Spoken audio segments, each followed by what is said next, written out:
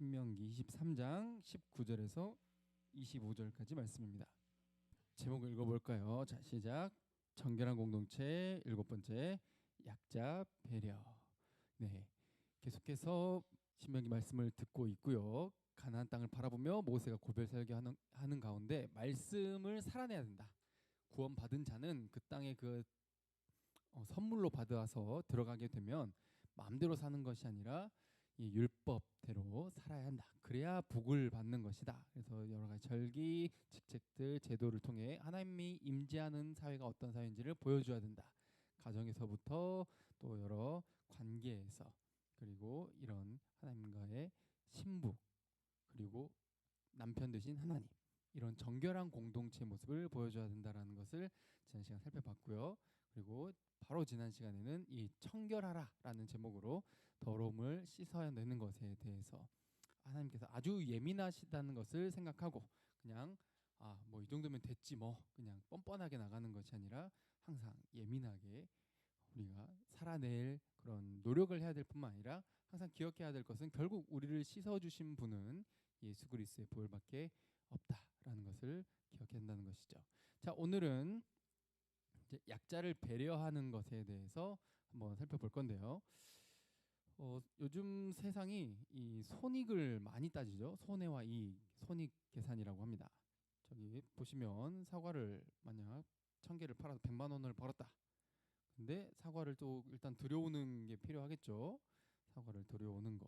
뭐 저기는 안 나와 있지만 뭐 전기요금뿐만 아니라 뭐 월세면 월세가 또 나갈 거고 막 이런 가지를 따질 거라는 거예요. 일단 저기서 봤을 때는 그래서 그래도 나가는 돈은 총 63만 원이니까 47만 원의 이익을 보는 것처럼 이렇게 나와 있죠. 그래서 세상은 좀 이런 계산적인 것, 내가 먹고 살기 위해서, 살아남기 위해서 내가 얼마나 손해를 보는지, 얼마나 이익을 보는지 따져야만 하는 그런 세상이라는 거죠.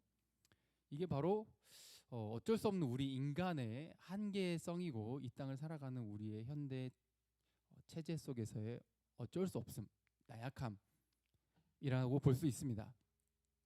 그래서 나오는 말이 기회비용이라는 말이 나오죠. 기회비용. 항상 우리는 선택할 수밖에 없는데 내가 일단은 최선의 선택을 했다고 믿고 갈지라도 좀 다른 선택을 했으면 어땠을까라는 생각을 해보면서 혹시 내가 다른 선택을 했을 때 가장 큰 여러 가지 선택 대안들 중에서 가장 큰 것을 합쳐서 기회비용이다. 그래서 결국 이게 얼마나 손해였고 얼마나 이익이었냐 이런 것을 따지려고 하는 게 이게 뭐 고등학교 교과에서 나올 만큼 그런 것들을 배우는 세상이죠. 현대 경제 체제가 벗어날 수 없는 게 우리가 현실로 살아내고 있는 중이에요.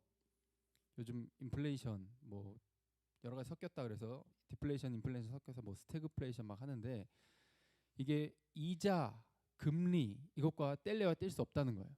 현대 사회는 뭐가 뗄 수 없다고요? 이자, 금리. 이게 우리의 실생활과 연결되고 어때요? 요즘 물가 올라가지고 다 살기 힘들잖아요. 뭐만 안 올라? 우리 월급만 올라요. 네, 나머지 다 오르는데 그래서 금리 인상을 올렸다. 그래서 막 빅스텝 막 이야기도 나왔고 그래서 요즘 누구나 좀 많이 힘든 시기를 살아가고 있는 요즘인 것이죠. 그런데 이것에서 그냥 그치는 게 아니라 결국 극단적인 선택을 하게 됩니다. 없는 자들은 빚을 지게 되고 빚을 졌다고 하는 것은 내가 거기에 금리에 따라서 이자율이 붙잖아요. 이자를 내야 되는 거예요. 그럼 그 이자가 불고 불어서 원금은커녕 이자도 감당하기가 쉽지 않아서 내가 버는데 이자로 나가버리면 내 일단 생계가 유지가 안 되는 거예요. 그만큼 어려운 사람들이 많거든요. 그래서 참 절박한 중에 있는 사람들이 많이 있고 그래서 나는 저렇게 안 돼야지라고 하는 게 세상의 그런 기조고 마치 그렇게 되면은 저들이 무능력하고 저들이 뭔가 열심히 안 했고 운이 없었고 그렇게 치부해 버리는 게 요즘 세상이라는 거죠. 안타까운 건 안타까운 거고 일단 우리는 살자 이렇게 생각하는 게 요즘 세상이라는 거예요. 그래서 이 이자라고 하는 게 좀 깊이 생각해 볼 필요가 있다라는 거죠. 이자라고 하는 게 요즘 현대 경제를 뒷받침하는데 엄청난 근간을 이루고 있는데 오늘 성경에는 이것을 어떻게까지 표현을 하냐? 절박함에 있는 사람을 이자를 붙인다면 그건 도둑질이다 라고 이야기를 하고 있어요.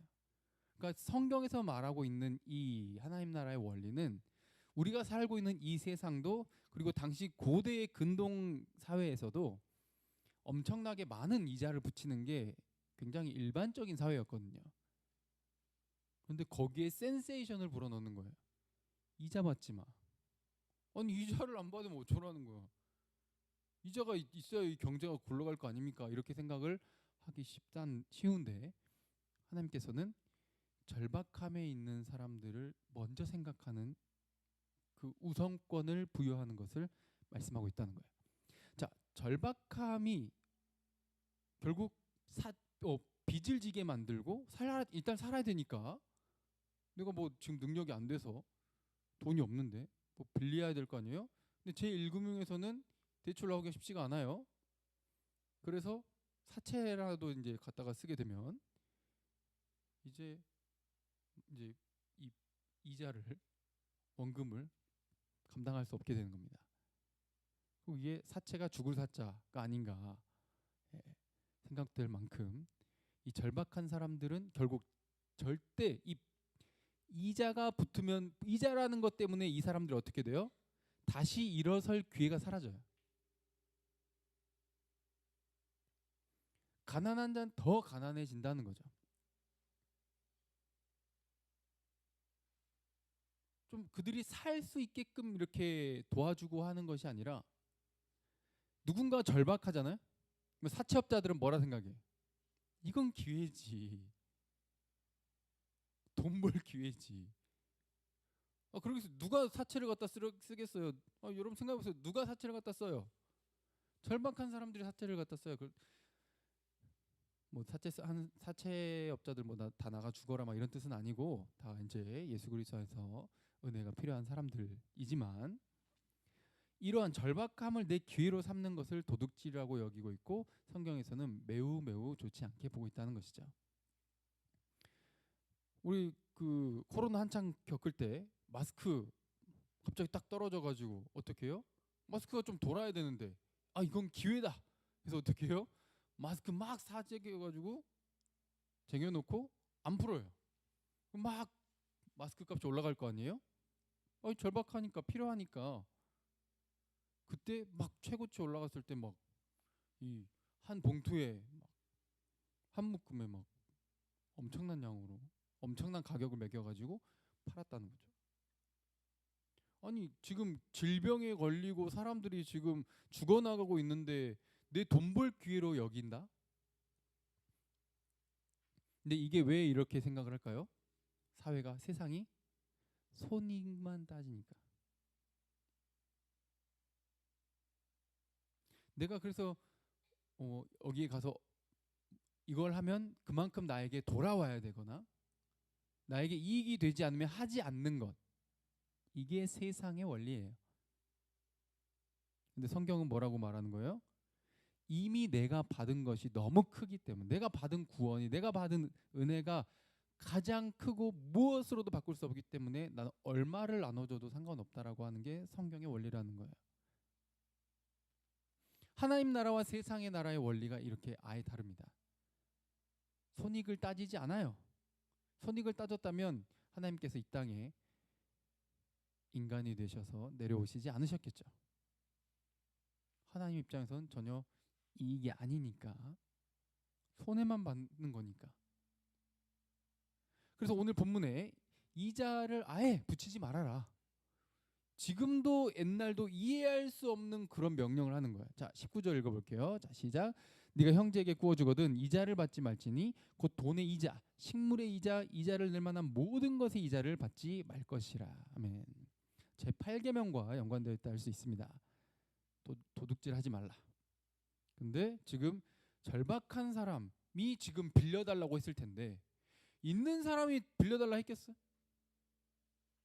절박한 사람이 빌렸다라고 하는 게 전제되어 있는 거예요. 내가 꿔줬어. 근데 이자를 붙인다라고 하는 것은 안 그래도 없어서 빌린 사람에게 더 무거운 짐을 지우는 거잖아요. 이게 뭐다? 하나님 나라에서는 도둑질이다. 야, 너가 지금 빌려줬잖아. 너가 빌려줄 수 있는 그거 누가 줬어? 하나님 줬잖아. 근데 너 거라고 생각하잖아. 그래서 너가 주면은 하나님 것이라고 생각하는 게 아니라 내가 손해봤다라고 생각하잖아. 심지어는 가난한 자에게 빌려줬기 때문에 최악의 경우 어떻게 돌려받아요? 못 돌려받아요? 못 돌려받을 수 있어요. 그것까지 감안을 했을 때 이건 좀 쉽지 않겠는데, 그래서 이자를 쳐서 굉장히 높게 이자를 쳐서 돌려받으려고 하는, 절대 손해 보지 않겠다라고 하는 그 마음에 이렇게 하는 것이 당시의 문화고 지금의 문화인데, 하나님께서는 그러지 말아라. 그들도 살아야 되지 않냐. 절박함에 있는 가난한 자들의 것을 착취하는 것은 도둑질이다 라고 말씀하십니다. 20절 읽어볼게요. 시작. 타국인에게 네가 구워주면 이자를 받아도 되거니와 네 형제에게 구워주거든 이자를 받지 말라. 그리하면 네 하나님 여호와께서 네가 들어가서 차지할 땅에서 네 손으로 하는 범사의 복을 내리시리라. 아멘. 타국인은 여기서 뭘 말하냐면, 잠깐 이제 좀 사업차, 좀 장사하는 사람들이죠. 여기 들어와서 살고 있는, 머무르고 있는 사람들을 말을 하는 거예요. 그러니까 오래 머무르는 사람들이 아닌 거죠. 근데 그 사람들이 지금 장사 목적으로, 사업 목적으로 왔기 때문에 그 사람들과는 이제 이 상거래를 할 수 있어요. 그래서 이자를 받을 수 있다는 거예요. 그러니까 좀 예외의 적용 대상이죠.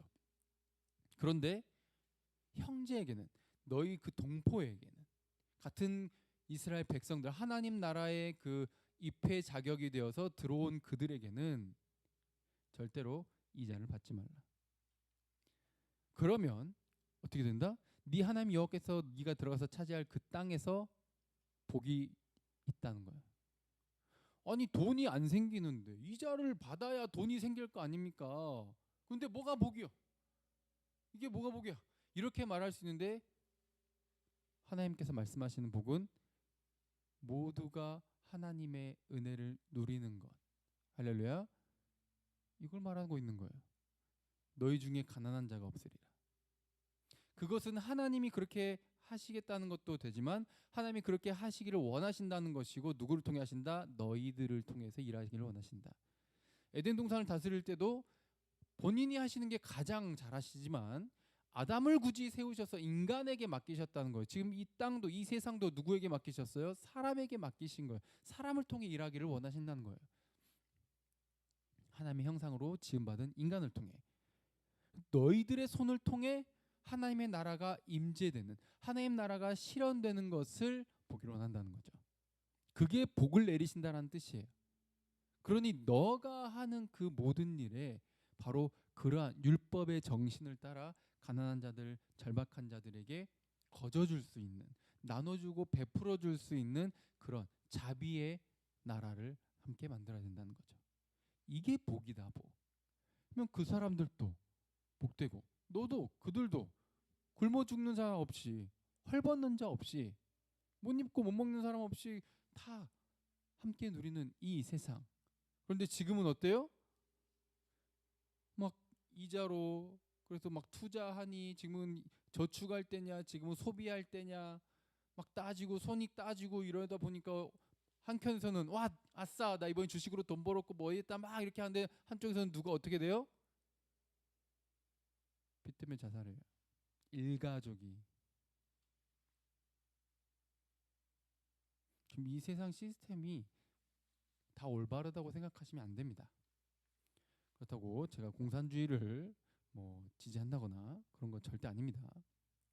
이것도 저것도 아니라, 어떤 체제에 있든지 하나님 나라의 그 정신과 원리를 따라 사는 그것이 가장 복되고 행복한 나라의 모습이 될 수 있다라는 것이죠. 세상이 추구하는 그 방향과 원리와 전혀 다르다는 거예요. 사람을 생각하는 것이고, 생명을 생각하는 것이고, 그 사람의 필요를 생각하는 것이 내 이익, 내 권리가 우선이 아니라는 것이죠. 자, 21절부터는 서원이라고 하는 것에 대해서 나옵니다. 정결한 공동체에서 어떻게 또 살아내야 되는가, 그 모습은 서원이라고 하는 것에서도 나타내야 되는데, 자 시작. 네 하나님 여호와께 서원하거든 갚기를 더디하지 말라. 네 하나님 여호와께서 반드시 그것을 네게 요구하시리니 더디면 그것이 네게 죄가 될 것이라. 아멘. 자 서원이 뭔지 아시죠? 하나님 이번에 이거 이렇게 내가 원하는 거 있는데 이거 들어주시면, 이거 들어주시기만 하면 내가 꼭 이렇게 하겠습니다 라고 조건을 내거는 것이 서원입니다. 그렇게 해가지고 서원을 했어. 근데 하나님께서 기도 응답을 해주셨어. 근데 화장실 들어갈 때랑 나갈 때랑 다르다고. 딱 막상 들어주니까 이게 좀 그래. 서운한 거 갚기가 좀 그래. 그래서 안 지키는 경우가 생긴다는 거예요. 내가 너무 큰 걸 말을 해버린 것 같아. 말 실수한 것 같아. 이렇게 했다는 거죠. 근데 어떻게 하신다고? 하나님께서 반드시 그것을 요구하실 것이다. 만약 너가 그것을 갚지 않으면 죄가 될 것이다. 왜죠? 자, 약속을 했고 그 서원을 했다라고 하는 것은 어떻게 보면은 지금 앞에 이자 이야기가 나왔잖아요. 그것과 조금 개념이 비슷하다고 보시면 돼요. 지금 같은 맥락 속에 있는 거예요. 하나님께 꾼 거예요. 뭘로? 내가 그 뒤에 갚을 담보를 걸고 내 소원의 조건을 걸고 하나님께 미리 요청해서 받은 거죠. 꾼 거예요. 근데 빌려는 갔는데 내 담보물은 내가 줘야 될 것을 안 준다? 이거 말이 안 되잖아요. 그렇죠? 하나님과 일단 거래하려고 하는 것 자체가 이게 좋지 못한 태도인데, 그래 놓고 또 갚지도 않아. 주지도 않아. 그럼 당연히 하나님께 그렇게 했으니 엄청난 죄가 될 것이 당연하다는 겁니다. 만약 너가 22절에 애초에 서원 안 했으면 무죄이지만 네 입으로 말한 것은 그대로 실행하도록 유의하라. 자, 뭐라고요? 말한 것은 그대로 실행하도록 유의하라. 자, 이 말씀을 잘 보셔야 돼요. 다시 읽어볼까요? 파란 글씨 밑줄 굵어진 거. 자, 시작. 네 입으로 말한 것은 그대로 실행하도록 유의하라. 이게 포인트예요. 뭐 저도 부끄러운 사람이지만 우리 모두는 말을 함부로 해. 본인 말한 것도 까먹어. 앞으로는 안 그러겠대. 노력하겠대. 말을 너무 쉽게 해. 그리고 나중에 가서는 어떻게 해요? 죄송합니다부터 절대 안 나옵니다. 어떻게든 자기 자존심 막 이미지 지켜보려고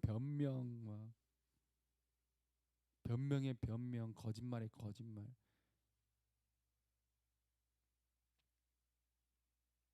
말한 걸 안 지켜요.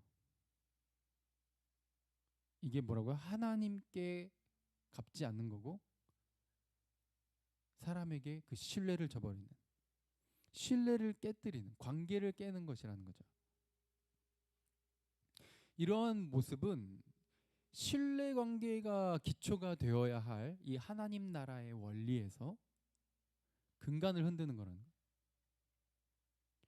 너 말한 대로, 언약한 대로 행해야 되는데 말한 대로 안 지키는 것은 약속을 어기는 거예요. 좋은 예는 한나의 서원이 있겠죠. 한나가 아들이 없어가지고 너무 서러웠는데 아들을 주시면 나시린으로 하나님께 드리겠습니다 했는데 정말 아들을 주셨고, 아들의 이름이 사무엘이죠. 사무엘을 이제 제사장 엘리 제사장 밑에서 배워서 또 사사이면서 선지자가 될 수 있도록 이렇게 교육을 받게 하나님께 바치는 이 모습이 있었죠. 뭐 잘못된 서원은 또 사사 입다가 잘못 서원해가지고 자기 딸을 드려야만 되는 그런, 뭐 번제로 드리겠다 이랬는데 자기 딸을 드려야 되는 이런 어처구니 없는 상황이 발생하기도 했다는 거죠. 그러니 하나님 앞에서 뿐만 아니라 사람 앞에서도 우리 말을 조심해야 돼. 말 많은 사람이 항상 실수가 많아요. 말을 아껴야 돼요. 여기 잠언에 보면은 서원 그리고 맹세 이런 것들에 대해서 나오는데, 자 20장 25절 잠언이에요. 자 시작. 함부로 이 물건은 거룩하다 하여 서원하고 그 후에 살피면 그것이 그 사람에게 덫이 되느니라. 그렇죠? 자, 여기서 포인트는 함부로 서원하는 것이고 그게 그 사람에게 덫이 된다는 거예요. 그리고 전도서에도 보면은 네가 하나님께 서원하였거든 갚기를 더디하지 말라 하면서 신명기의 말씀, 그리고 출애굽기에도 레위기에도 나온 말씀인데, 이 서원한 것에 대해서 갚지 않은 것보다 아예 서원 안 하는 것이 더 낫다라고 분명하게 못 받고 있다는 거죠. 그러니까 여러분들 서원 그냥 하지 마세요. 그리고 한 입으로 두 말 많은 사람들이 꼭 그런 말을 해요. 두 말을 해요. 본인이 방금 뭐라 했는지도 별로 생각도 안 해요. 본인이 말한 게 뭐 앞뒤가 맞았는지도 모르고 실수였대. 이렇게 말을 한다고. 전도서 5장 6절 보니까 실수라고 말하지 말라. 실수라고. 네가 말한 건 책임져라. 이게 말의 무게이고, 말씀으로 세상을 창조하신 하나님께서 자신을 닮아 거룩하기를 바라는 하나님의 백성들에게 요구하시는 거예요. 말의 무게인 거죠. 뇌를 거치지 않고 너무 함부로 말할 때가 많다는 거죠. 저도 우리 모두도.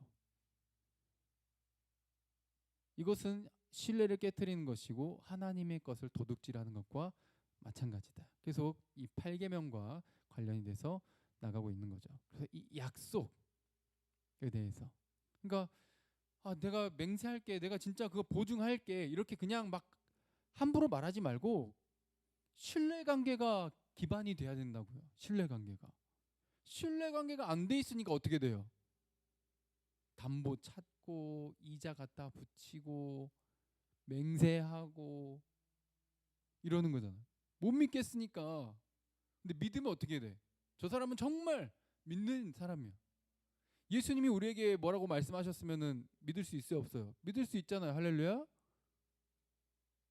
이거예요.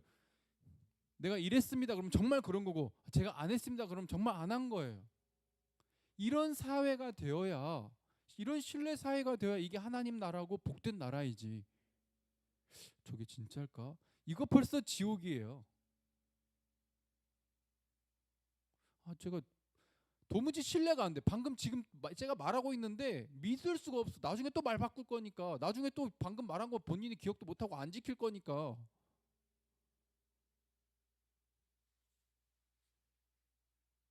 그게 하나님 나라의 모습과 거리가 멀다는 거예요. 너무 함부로 말해. 말한 사람은 기억조차 못해. 이런 기절을 바꿔야 하나님 나라 백성다운 삶이라는 거예요. 우리 말한 것에 대해서 참 책임 있게 뱉고 지키려고 노력하는 우리 크로스로브 우리 성도들 다 되시길 주님으로 축복드립니다. 우리 자신을 돌아봐야 된다는 거예요. 예수님께서 이렇게 말씀하시죠. 아무것으로도 맹세하지 말아라.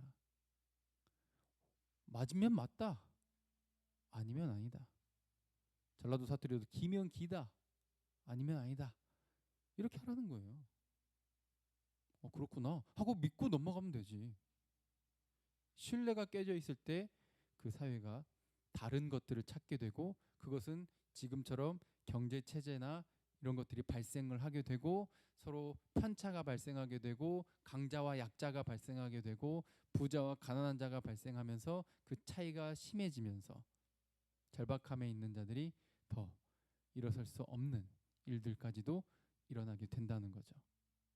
이게 전부 다른 것처럼 보이지만 갑자기 뜬금없이 이런 내용들이 나오지, 하지만 한 묶음에서 이 사회적 기반을 놓고 신뢰의 이 사회를 위해서 하나님께서 말씀하고 있다는 거죠. 자, 그 다음에는 이제 어떻게 보면 뭐 서리한다, 그렇죠? 옛날에 수박서리, 포도서리 막 이런 것처럼 서리하는 그런 모습을 지금 또 이야기를 하고 있는데, 24절부터 읽어볼까요? 시작. 네 이웃의 포도원에 들어갈 때는 마음대로 그 포도를 배불리 먹어도 되느니라. 그러나 그릇에는 담지 말 것이요, 네 이웃의 곡식밭에 들어갈 때는 네가 손으로 그 이삭을 따도 되느니라. 그러나 네 이웃의 곡식밭에 낫을 대지는 말지니라. 아멘. 포도원에 들어간다라고 하는 것은 지금 이 들어가는 사람이 이곳에 이제 지나가는 나그네라는 것을 좀 전제를 하고 있는 것 같아요. 왜냐면 지금 내가 여기에 살고 있는 사람이면은 여기 뭐 바로 우리 가족 단위에 그럼 바칠 테니까 의미가 없는 것이죠. 다른 지역 사람들이 와가지고 여기 지나다닐 때, 자 다른 곳에서 온 여행객이나 나그네들은 어때요? 뭐 생필품이라든가 먹을 것을 이 지역에서 얻을 수밖에 없잖아요. 그렇죠? 그러면 이 지역 사람들이 어떻게 해요? 그 사람들이 배불리 먹을 수 있도록 배려해야 한다는 거예요. 자비를 베풀어야 하는 거예요. 심지어 들어갈 때 그 사람들이 어떻게 먹어요? 내 포도원에서 마음대로 먹어요. 근데 조건이 있어. 수확해가면 안 돼. 추수하면 안 돼. 그릇에 막 이렇게 담아가지고 내일도 먹어야지. 걸어가면서 먹어야지. 안 된다는 거예요. 딱 내가 거기서 먹고 딱 손으로 가질 수 있을 만큼만. 그리고 25절에도 어때요? 손으로 그 이삭을 따먹어도 돼요. 근데 내가 낯을 대서 아예 본격적으로 한번 추수를 해볼까? 말이 안 된다는 거죠. 이건 뭐다? 계속 8계명과 연관되어 있죠. 도둑질하는 거예요. 들어가서 먹는 건 도둑질이 아니고 거기서 양 막 도구를 챙겨가가지고 갖고 나오는 것은 도둑질이다. 이게 되게 애매하지만 이게 뭘 말하는 거예요? 그 자리에서 그 사람이 배고픔을 절박함을 해결하는 것이 먼저라는 거예요. 이 밭의 주인의 내 건데?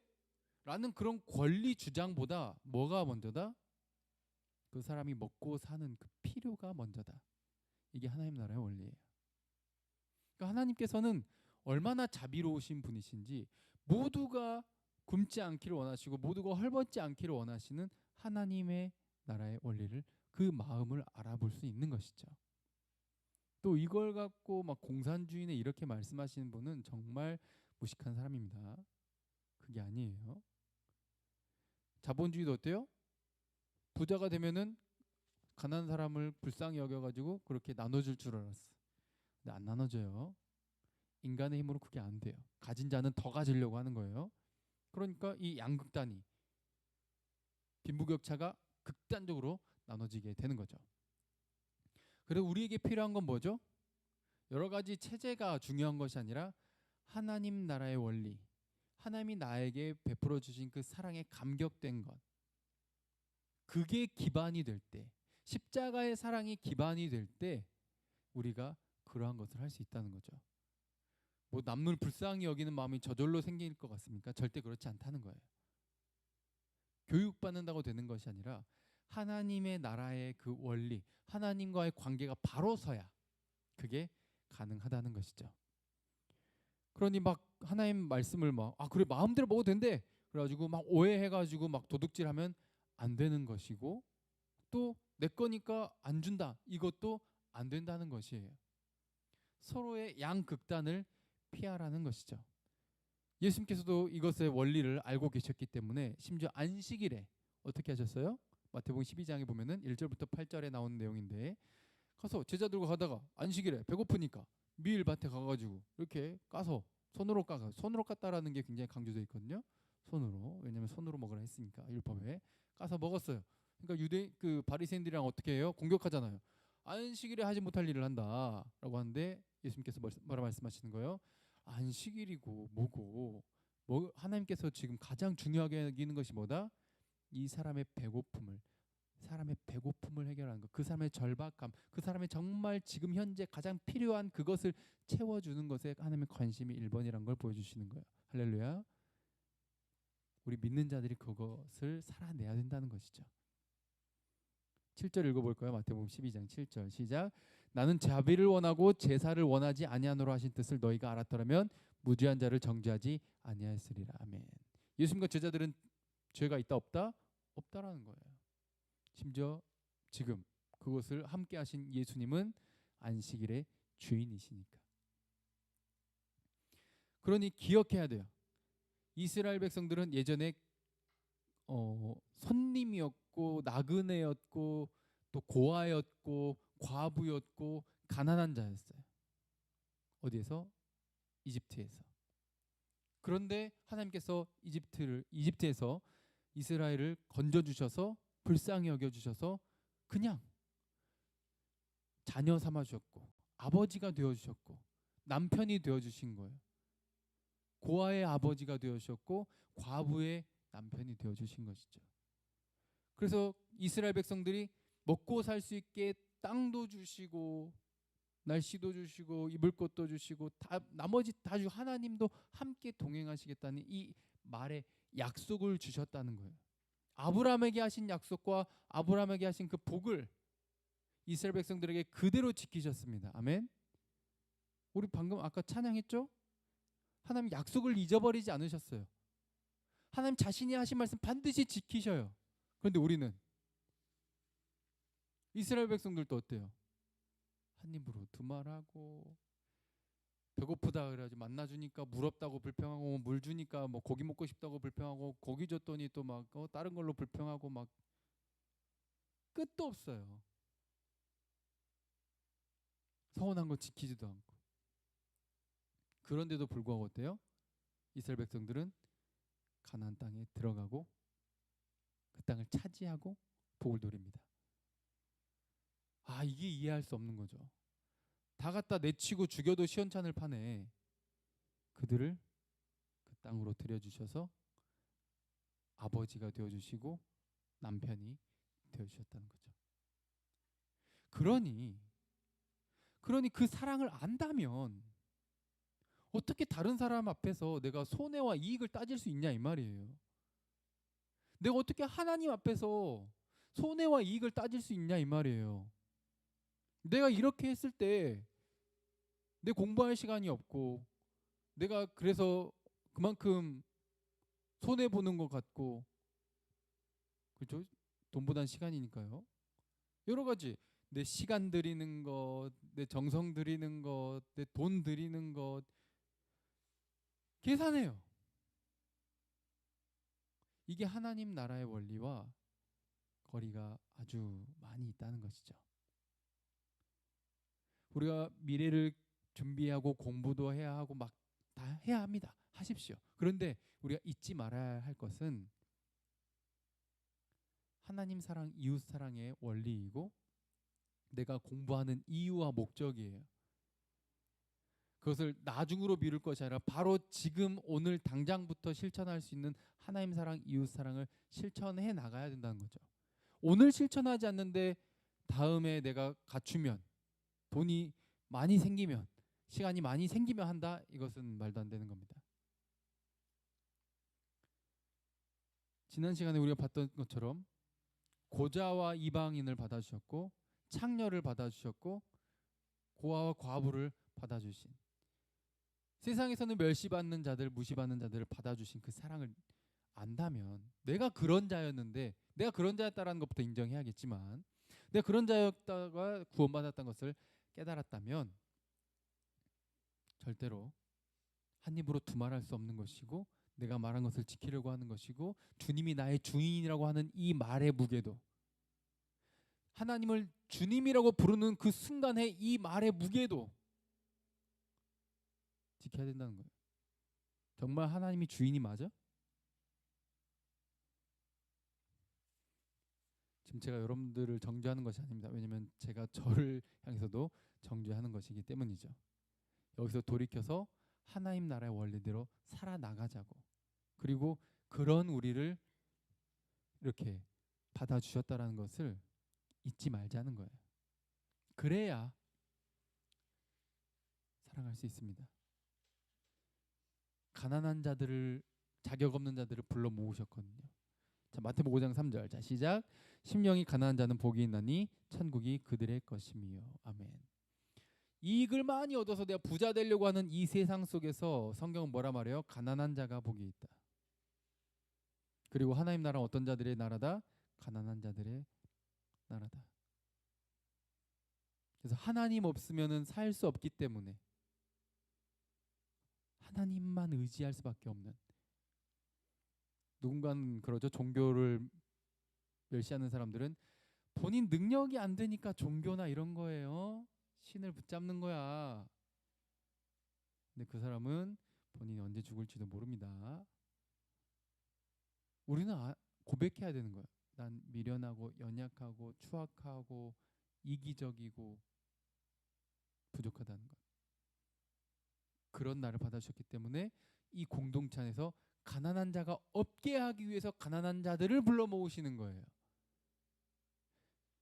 의인을 부르러 온 것이 아니라 죄인을 부르러 오신 것이죠. 바로 우리 같은 한 입으로 두 말하는 나 같은 자를 불러 모아주셔서 이렇게 감싸 안아주시는 거예요. 이곳이 천국입니다. 할렐루야. 그러니 천국을 살아내고 밖으로 보여줍시다. 그것은 뭐예요? 내가 이제 조금 가졌고 누렸다고 해서 과거를 잊지 않고 십자가 은혜를 잊지 않고 함부로 힘을 사용하지 않는 것. 바로 그게 하나님 나라의 원리인 것이고, 내가 또 다른 사람을 도울 때도 어때요?